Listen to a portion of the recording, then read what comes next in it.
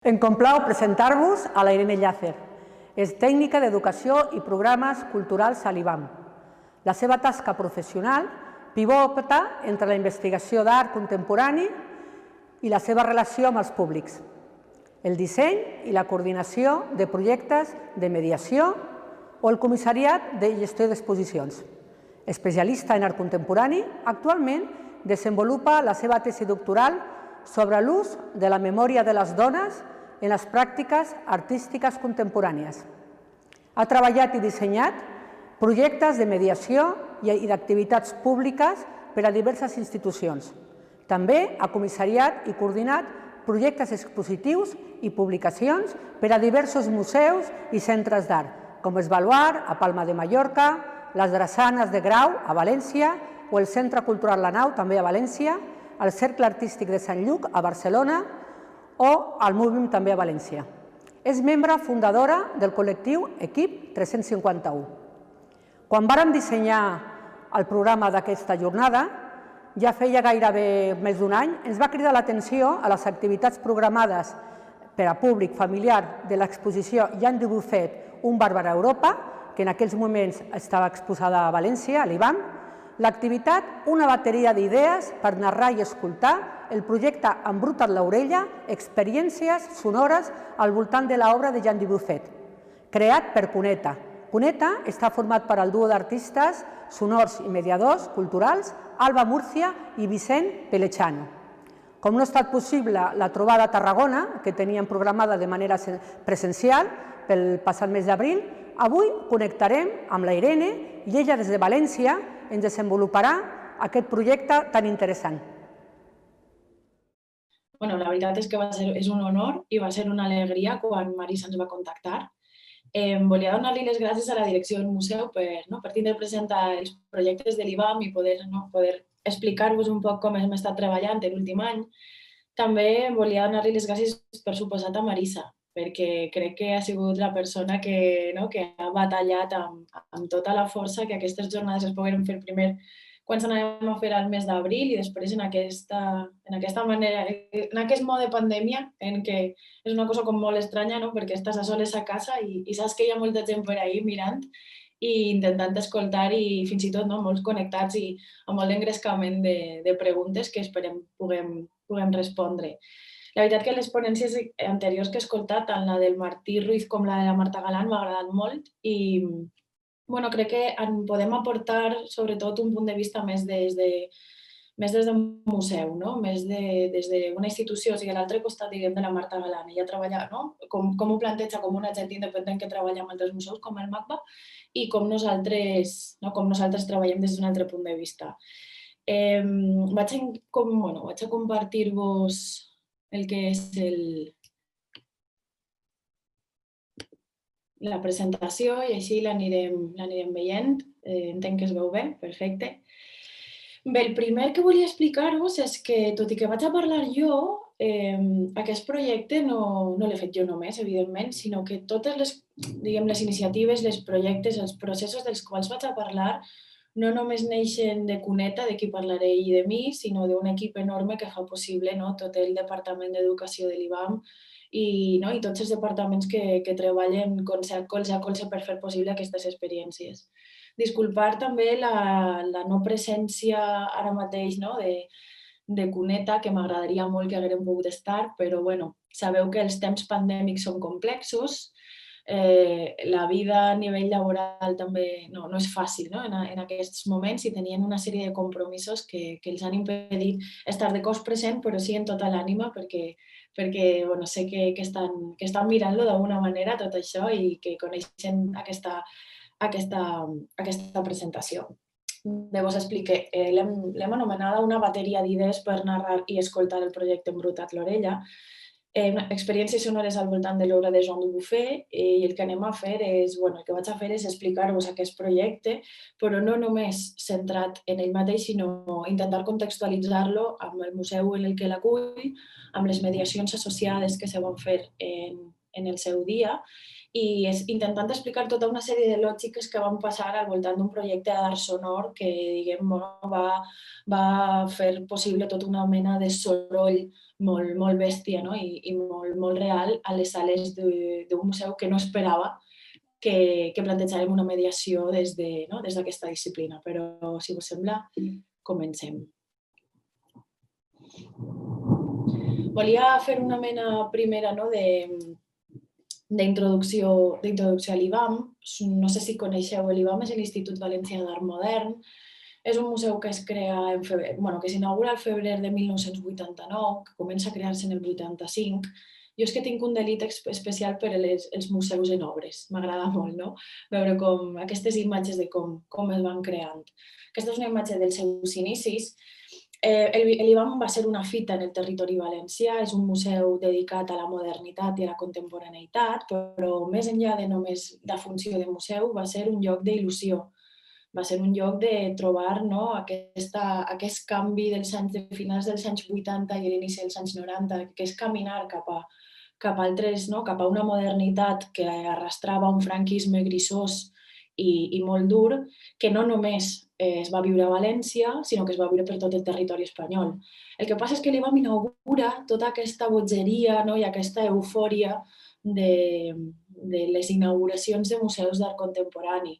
L'IBAM no va fer 30 anys l'any passat i ara el MAC va ne fa 25. És a dir, darrere de l'IBAM el MAC va el Guggenheim, el CEGAC, el Centre Andalús, el CCCC, el CCCB, tota una sèrie en aquesta política cultural dels anys 80 i dels anys 90 en el que semblava que necessitaven tots els territoris, sens dubte, per arribar a aquesta modernitat era un lloc de mostrar aquestes ànsies de canvi. De tota manera, ja vos dic que a València es va viure d'una manera molt il·lusionant i a mi aquesta imatge m'agrada especialment perquè aquesta és una imatge també dels inicis, com podeu veure, és una imatge jo crec que és com de mitjans dels anys del 1990, però també per com podeu veure els cotxes que apareixen en Guillem de Castro i com veieu els arbres són molt petitets, ara són molt grans, però m'agrada molt perquè evidencia molt bé la idea del White Cube que se'n va emportar quan va arribar a aquest museu a territori valencià. Pensem en un territori, com va passar en altres llocs, que no tenia un museu de referència d'art modern i contemporani, i aquesta arriba amb totes les lògiques pròpies d'aquesta tendència a nivell internacional. Aquests cubs blancs plens d'obres silents que pengen a les parets i tot el que comporta aquesta idea del White Cube que estudiem tant a les universitats.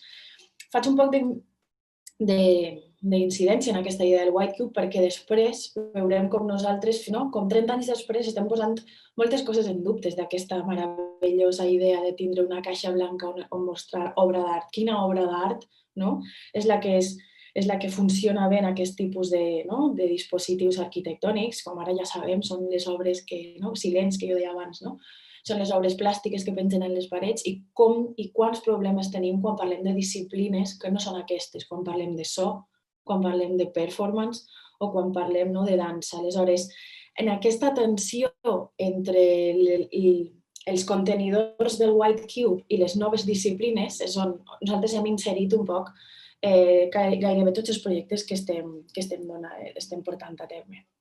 Quan l'IBAM s'inaugura amb una col·lecció singular, perquè és una col·lecció que es compra a mitjans dels anys 80 i no està heretada d'altres institucions. És una col·lecció que té una molt bona presència en el que són les avantguardes històriques i, a més, posa en valor altres suports. És una col·lecció, un poc alternativa a les col·leccions més canòniques, suports com el fotomuntatge, com el collage, com el paper.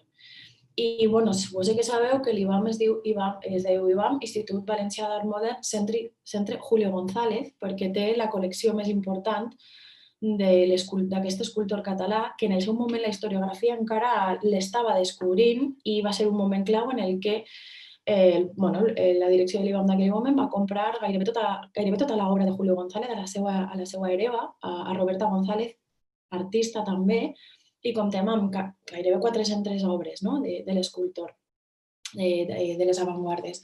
Aquesta imatge m'agrada molt perquè, com veieu, ja estic introduint la gent dins del Cubo Blanco, que és una cosa que a mi m'interessa molt. Podeu veure, no sé si estic movent el cursor, no sé si el veieu. Sí, sí que el veieu. Podeu veure que aquí, just aquí, el que teniu és la Femme au Miroir, que és com l'obra més canònica de Julio González, i al voltant el que teniu és un grup de dones. I és que estem intentant treballar aquesta idea del geni creador, treballar aquesta idea dels materials densos i masculins, aquesta idea pròpia i patriarcal de la història de l'art i portar-nos-la cap a altres lògiques. Dins d'aquestes lògiques està embrutat l'orella. No penseu que estic donant una volta molt gran que arribaré. El que veieu és un recorregut al que hem anomenat relectures. Rellegim la col·lecció de l'Ivam, perdoneu, en el que veieu a Clara Solves, que és la nostra mediadora i historiadora de l'art, que està explicant aquesta peça, però des d'un punt de vista de gènere.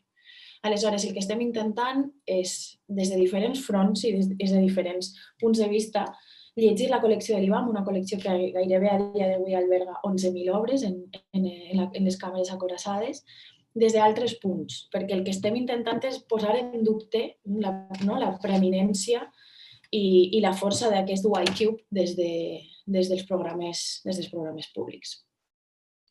Aquesta és una imatge de l'Ivam aquest cap de setmana. Volia mostrar-vos un poc com canvia.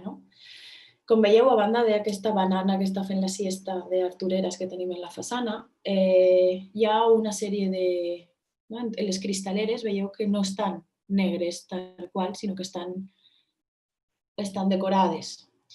I és que aquest cap de setmana hem decidit fer un projecte que el que intenta és fer un llibre col·lectiu gràcies a l'acció de gairebé 200 persones que han passat a deixar la seva petjada als murs de l'Ivam.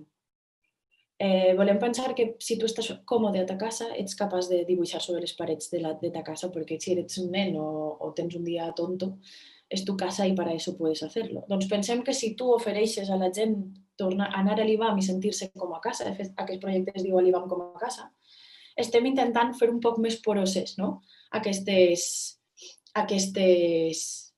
parets, aquest white cube que és tan intocable i que nosaltres des del Departament d'Educació estem intentant posar, almenys, posar en dubte.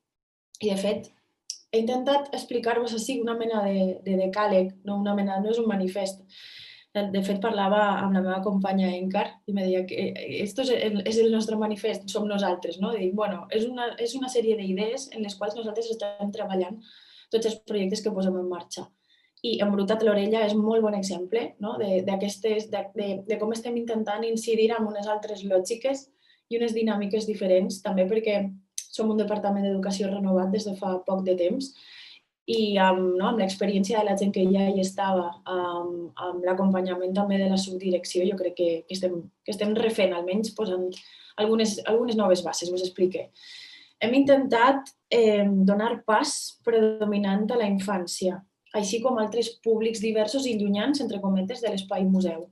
Perquè al final, qui és el visitant d'un museu? El visitant d'un museu sol ser una persona de mitjana edat amb una formació suficientment elevada com per a gaudir de l'art d'una manera solitària i tranquil·la. Doncs anem a donar pas a aquests públics que no s'espera al museu. També estem inserides en la lluita contra la negació del museu. He vist que hi havia molts estudiants per aquí, però jo crec que no cal treballar en un museu per saber que el museu és un lloc de negació.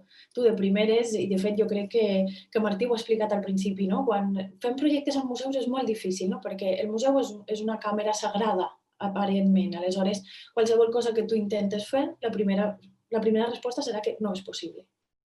O sigui, avui no te pots seure, no pots tocar, no pots córrer, no pots menjar.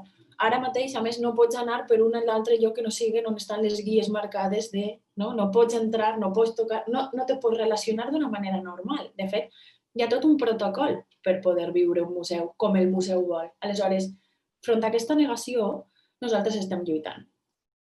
I això es visibilitza molt bé en les sales.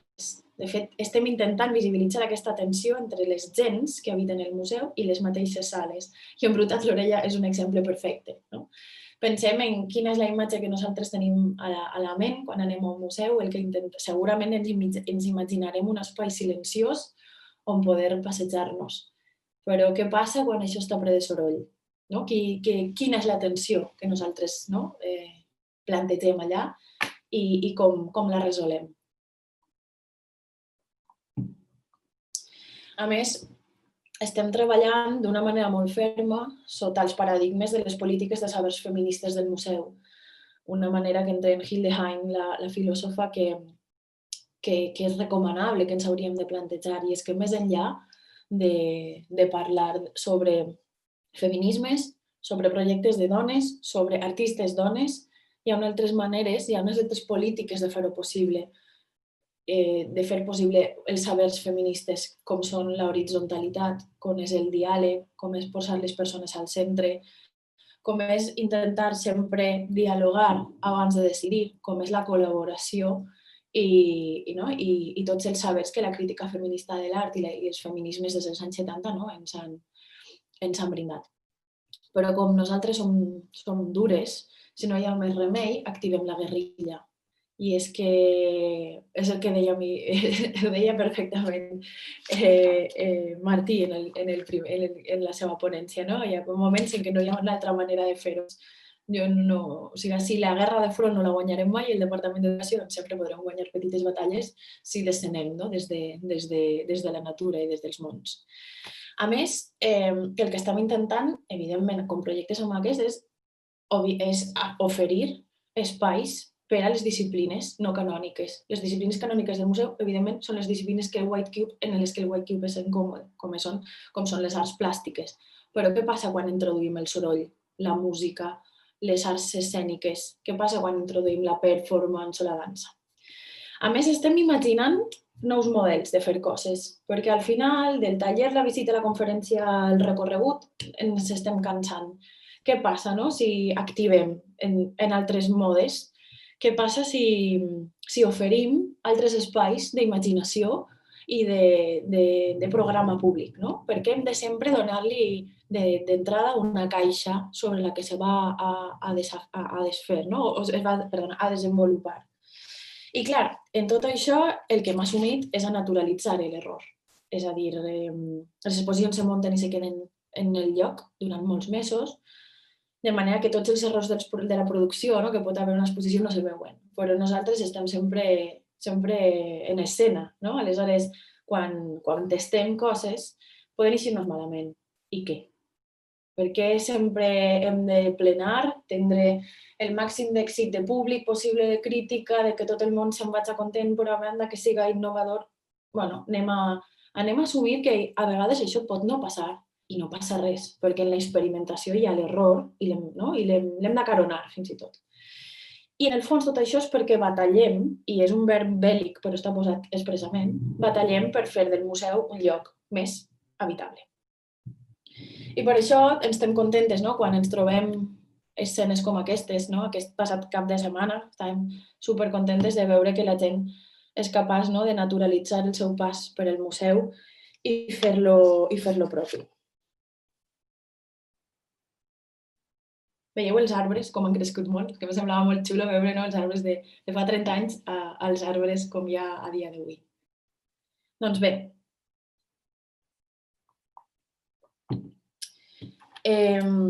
l'any passat, l'any 2019,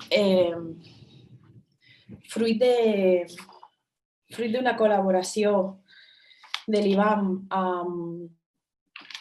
amb museus europeus, diguem que la direcció anterior havia decidit posar en marxa tota una sèrie de col·laboració de l'IBAM amb altres museus per fer grans exposicions que calguera de la coproducció i de la col·laboració de diferents institucions. El que teniu en aquesta imatge és la porta d'entrada, diguem, a l'exposició Jean Dubuffet, un bàrbaro en Europa, que el que feia era una exposició coproduïda pel MUFEM de Marsella, amb la col·laboració del Museu d'Ethnografia de Genève i amb nosaltres, amb el Museu de València. La idea d'aquesta exposició, que n'he posat algunes imatges perquè us feu la idea un poc del caràcter de la mostra, tot i que no pretenc que en cap moment és literal, era veure una selecció d'unes 200 obres entre pintures, dibuixos, escultures i gravats. així com a més moltíssima documentació i objectes per oferir una aproximació a l'obra de Jean Dubuffet, del qual no explicaré qui és perquè és més que conegut, no? I és un dels puntals de la historiografia tradicional, no? Del segle XX, però sobretot donant també una nova perspectiva basada en la història, en la cultura i sobretot en l'antropologia. De fet, aquesta sala del museu, de l'exposició, a mi em semblava molt interessant, no? Com reproduïa un poc, no? Aquesta idea de museu etnogràfic, no? Propi, no? Fins i tot de principis del segle XX, ja que Jean Dubuffet tenia una gran col·lecció de fet, tot el que veieu al fons tot són fotografies de la seva col·lecció etnogràfica. A banda, hi havia també una sèrie d'objectes i d'altres artistes, no? Que acompanyaren un poc la seva línia de treball, com per exemple Alois Corbas, no? Aquesta meravellosa artista de l'art brut que podíem veure en sala. Bé, quan nosaltres veiem aquesta exposició, pensàvem que teníem una mena de diamant en brut per organitzar una sèrie de mediacions que foren veritablement potents. Vàrem pensar que havíem d'intentar no llegir a Jean Dubuffet de la manera més habitual, perquè entenem que és un artista que és arxiconegut i el que tampoc podíem fer era oferir una cosa que s'esperara de nosaltres. Aleshores ens vàrem plantejar i què passaria si ho llegirem des d'allò performàtic a allò experiencial i a allò sonor. O sigui, anem a donar-li una volta, o sigui, anem a llevar-li el pes de la historiografia tradicional, no? de la plàstica, del culte a l'obra, del culte al geni creador, i anem a portar-nos-lo a unes altres disciplines i des d'altres punts de vista a veure com ens podem apropar. El que us volia ensenyar és que Embrutat l'orella és un dels 3 projectes de mediació que giraren al voltant d'aquesta exposició des de diferents lògiques i per a diferents públics, a banda d'una mediació més directa, diguem, de sala a mode de visita comentada, no? Però, per exemple, per a primària, experimentem amb Dubuffet, era un projecte que feia Jodi Di Napoli i Elisa Matallin, coordinat per la meva companya Encar Martínez, en el que feia era reflexionar sobre l'autorepresentació, però des d'un punt de vista bàrbar, des d'un punt de vista matèric, no? I des d'un punt de vista experiencial, de manera que amb els públics més joves, no? Amb el públic de primària, podrem fins i tot amb l'últim tram del públic d'infantil, perquè he vist que hi havia diverses persones interessades en aquestes edats, vàrem intentar l'experimentació més plàstica, més matèrica, sempre des d'un punt de vista de l'autorepresentació del nostre cos, com ens mostrem als altres. Això va ser un dels projectes que va durar gairebé 5 mesos, i va passar moltíssima gent. I l'altre projecte que volia mostrar-vos és Ballar al museu, una performance participativa que farem sobre l'obra de Jean Dubuffet d'una manera amb el cos, amb la dansa i sobretot amb la sorpresa.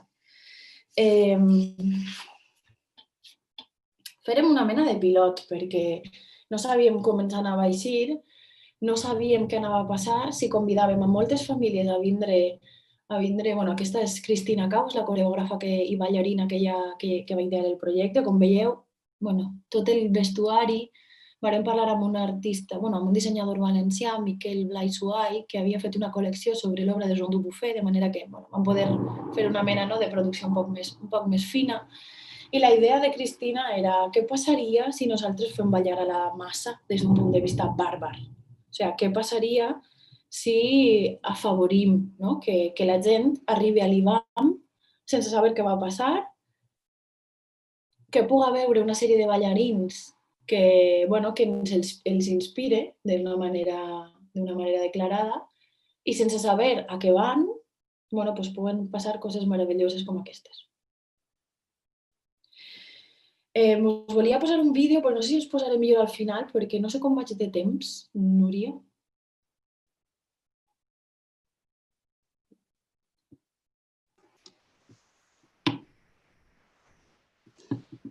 Tens 15 minuts, de moment no tenim cap pregunta. No, continuem. perquè això pensava. Val? Aleshores, el posarem si de cas més tard. Val? El que volia que veiéreu és que intentarem treballar amb aquesta idea dels fils amb els quals tu bufet genera, no? Genera totes les seues escultures, podrem treballar-los per trensar a la gent, no? I traure aquesta part, no? més performàtica en un moment que fos a més com molt sorpressiu. Però ja posats...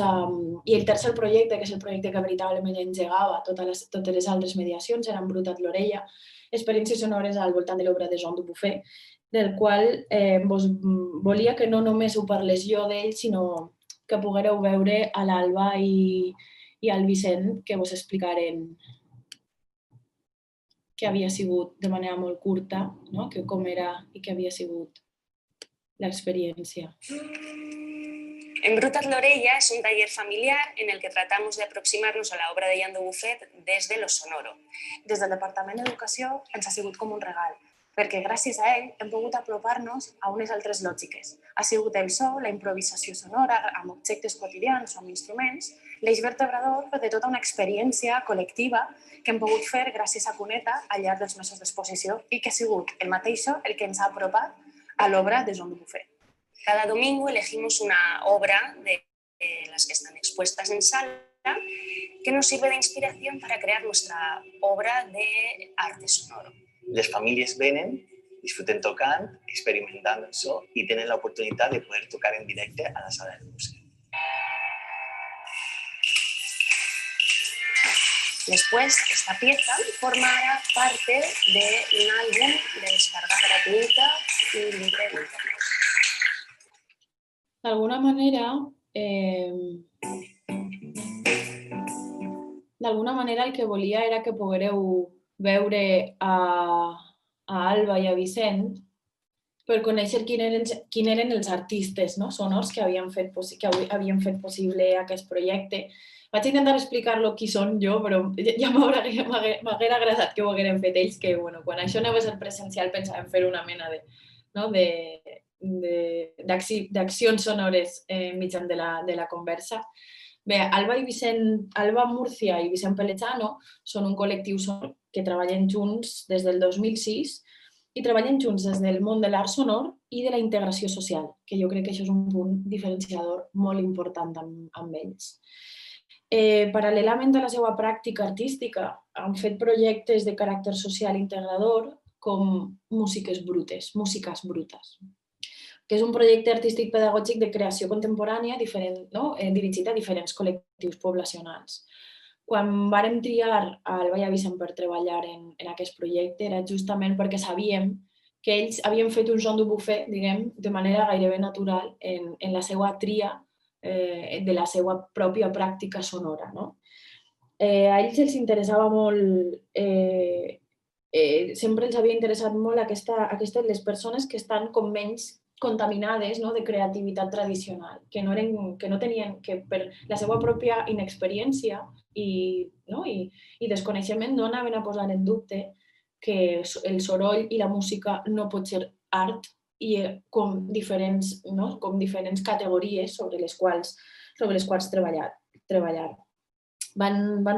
Començant aquest projecte del qual tenen 2 discos, en el seu Bandcamp els podeu escoltar, començaren en Regne Unit, en una residència que van tindre allà i amb una sèrie de persones amb diversitat funcional van crear, jo trobo que un punt de trobada sonor meravellós i la veritat molt diferent al que jo havia escoltat fins al moment.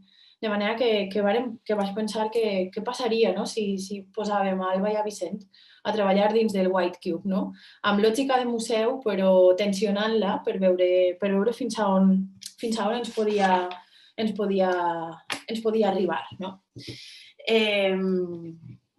Vàrem dissenyar juntes amb Alba tota una sèrie de conceptes que anirem passant, perquè ja ho heu vist al vídeo, però bàsicament l'estructura de les accions sonores era molt clara. Cada diumenge, gairebé 5 mesos, venia un grup de famílies que no es coneixien, venien sabent que estaven convidats a fer una acció sonora i els convidàvem a portar un objecte des de casa.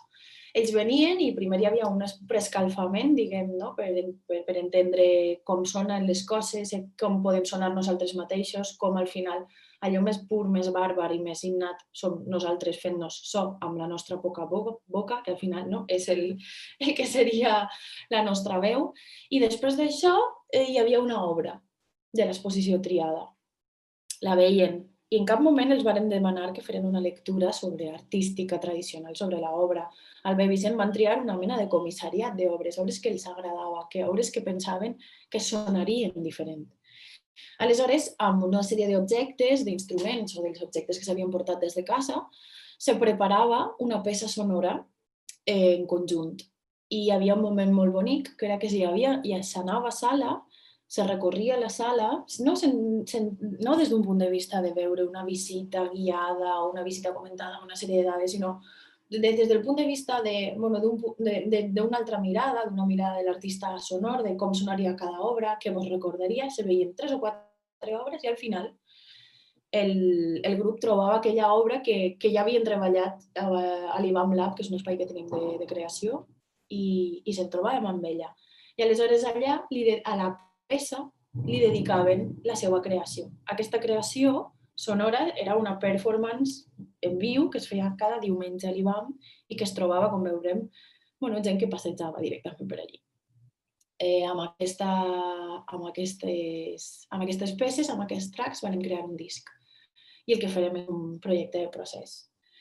Li dèiem bàrbara quotidianitat perquè al final per a nosaltres era com una cosa molt, molt natural.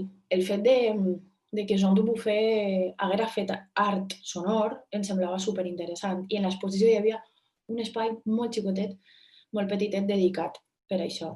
Tot el món coneix la potència que té Jean Dubuffet com a artista plàstic, però poca gent sap que era una persona tan curiosa que el que feien era no només, és un artista entès de manera integral, no només se dedicava a l'experimentació plàstica, sinó també se dedicava a l'experimentació de la vida en general. És per això que va crear fins i tot uns discos de ruïdo, que són el que aquests xiquets que estan totalment apegats al terra estan escoltant. Estan escoltant la creació que Jean Dubuffet era capaç de fer com d'una mena com inspiradora. A més, el tema de la quotidianitat per a nosaltres era molt important i jo crec que es veu molt bé com es treballar amb un artista com Dubuffet, ja que el que fèiem era dir-li a la gent que podien portar objectes de casa, instruments o fins i tot qualsevol cosa que pensaren que en això podien percutir, que això podia emetre un so. D'aquesta manera el que també intentàvem era deslegitimar, aquesta idea de que els músics, la música només i l'art el creen persones preparades per fer-ho, amb una sèrie d'objectes culturalment, uns constructes que són per fer això possible. I què passa si un pot de Nivea no pot sonar? I què passa si un pot de... Perdoneu, no sé si m'escolteu bé, però és que en València s'està acabant el món i està caient pluja i trons. És una cosa que espero que estigueu bé a Catalunya, perquè això és... M'escolteu bé, veritat? No s'escolta massa? Aleshores, era un poc aquesta idea de per què una ampolla de vidre no pot sonar i no pot ser un objecte amb el qual jo puc fer part d'una performance. Anem a posar en valor la nostra quotidianitat, que això també és una idea molt pròpia de Dubuffet. Grans i petites famílies, perquè una de les màximes que nosaltres treballem a l'IBAM és que les famílies venen segons ells se consideren famílies.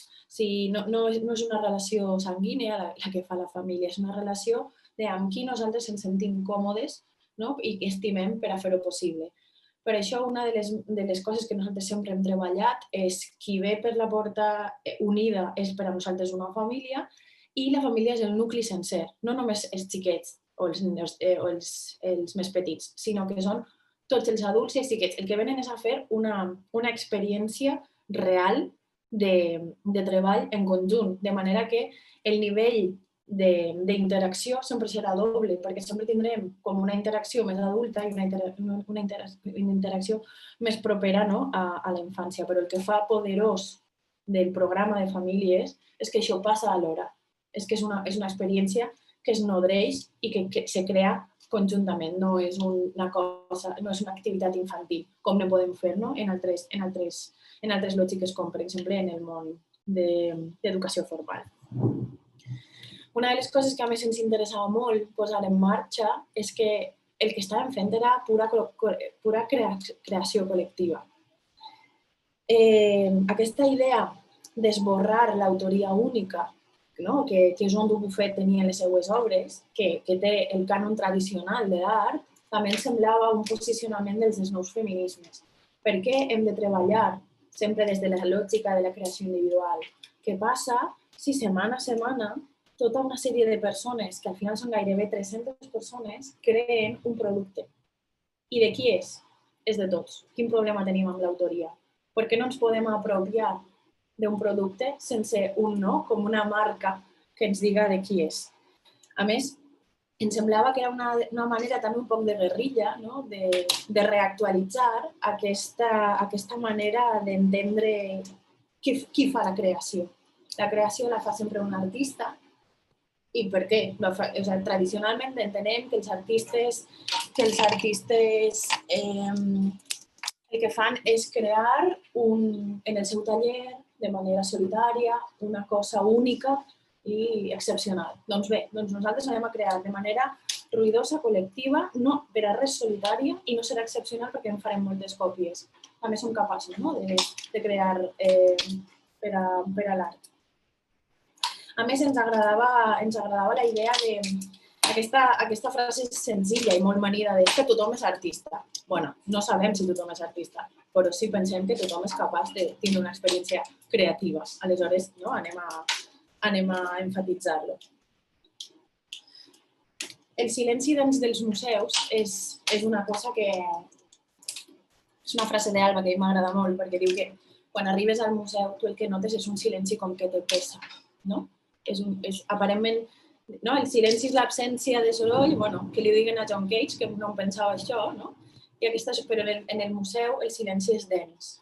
Quan tu vas a un museu el que t'esperes és fer-te una passejada, que dèiem abans, tranquil·la. El White Cube ens ajuda a això, però el que no t'esperes és quan tu un diumenge de matí has decidit fer una passejada per l'exposició de moda de la ciutat, és que trobaràs això.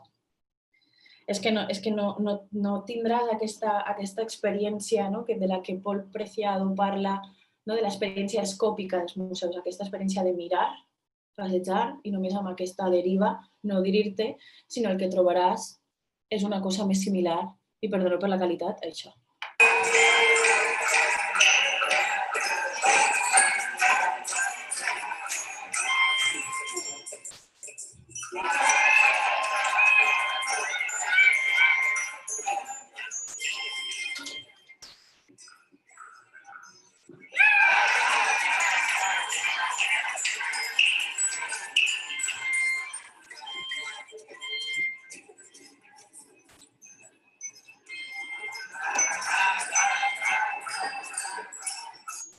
Volia mostrar-vos a Alba i a Vicent en plena escena davant d'una de les obres de Dubuffet. Una altra de les coses de la bateria d'idees que teníem al voltant d'aquests projectes és la importància del registre. Per això teniu a l'abast el disc, el teniu en aquest enllaç del Bandcamp. I per a nosaltres era molt important mostrar aquesta idea de procés, aquesta idea de que no era una cosa que es feia un dia per un altre, sinó que tot el món anava sumant aquesta idea. De fet, podeu veure com els noms dels tracks del disc són cadascuna de les performances. Tenim Ontogenès, que és com es deia l'obra, tenim l'Incertain, que és com es deia l'obra, però després tenim Òpera xinesa ruïdista, que és com és el subtítol que de manera col·lectiva es va decidir posar. De fet, just d'aquest vos ensenyaré un vídeo molt curt de la performance dominical.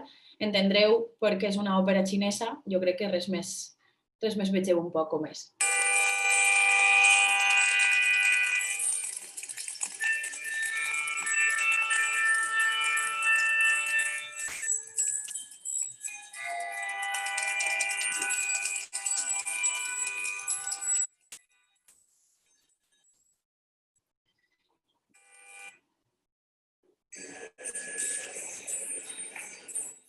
Per anar acabant, seguirem, per no fer tard. I l'última diapo que us volia ensenyar és com vam ocupar l'espai, perquè després de gairebé 5 mesos fent aquestes petites performances on la gent quan anava a sala es trobava i, vàrem tindre queixes, vàrem tindre aplaudiments, vàrem tindre un poc de, fins i tot, de la recepció crítica, va haver-hi el debat que nosaltres ens esperàvem que hi hagués qui es molestava perquè hi havia una performance en sala i que s'alegrava de veure que els museus estan vius, no? Però volíem fer front a aquesta idea, a allunyar-nos sobretot de la idea de devolució ràpida dels projectes. Tu vas un dia i ja no has de tornar. Bueno, i si tornem a convidar a totes les famílies a un live, a un últim directe, a fer una espècie de concert final, que el soroll ja, diguem, que ens sobrepasse i que puguem ocupar més enllà de la sala, o sigui, anem a fer-nos forts, com podem eixir, no? Aleshores, l'últim dia, teniu aquesta imatge meravellosa de les famílies que varen voler tornar a formar part d'una performance final fent aquesta comunitat efímera d'últim moment i amb els quals Alba i Vicente dirigien i teníem a més aquí una persona que ens va facilitar la conducció perquè la gent venia i no sabia què hi anava a fer. Tornàvem un poc a aquesta sorpresa i per concloure, ens agrada molt aquesta idea del boomerang, de tu vas una vegada a l'IBAM i ja no tornes. No, tu vas i tornes, perquè si tornes seràs una altra vegada un intèrpret, tornaràs a formar part d'aquesta comunitat i al final te regalarem el disc que varem editar com a cloenda. De manera que l'últim vídeo que vos posaré molt curtet, que amb aquest minut que em queda de la ponència, el podreu veure millor que vos l'explique jo, que el pugueu...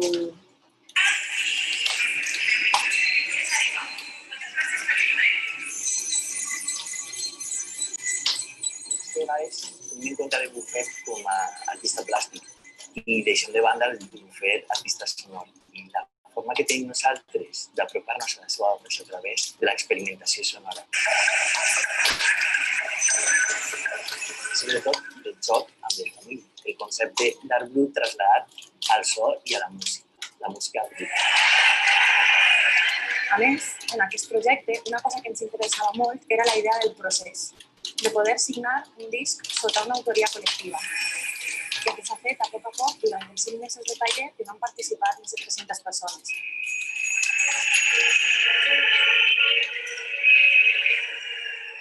A totes elles, finalment, les hem convidades a vindre el dia del tancament per a formar part de Bufet-Sona, l'acció participativa familiar que, a mode de directe i des del qual IBAM, ha conclòs l'experiència que ha suposat el taller de Joan de Bufet. Vamos a regalar un CD, la banda sonora de la exposición de Joan de Bufet y que sigue siendo ruido.